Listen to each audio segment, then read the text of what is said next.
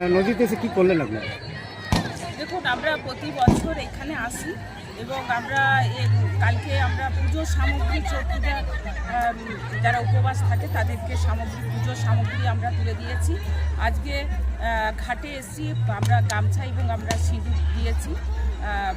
মানুষের সঙ্গে নদীতে নামলাম, খুব আনন্দ হচ্ছে, কারণ হিন্দিভাষী মানুষদের পুজোটা হচ্ছে ওদের কাছে বড় উৎসব। সবাইকে আমরা বাঁকুড়া পৌরসভার পক্ষ থেকে বড়দের প্রণাম জানাই, ছোটদের প্রীতি শুভেচ্ছা আন্তরিক অভিনন্দন জানাই। যারা ছোটের উপবাস আছে তাদেরকে অনেক অনেক শুভেচ্ছা জানাই। তারা যেন ভালো থাকে, সুস্থ থাকে, এই উৎসবটা যেন খুব ভালোভাবে পালন করে। এছাড়াও দেখা গেল যে আপনি জলে নেমে তাদের সঙ্গে একেবারে একত্রিত হয়ে পুজো দিলেন। মানত কি করলেন?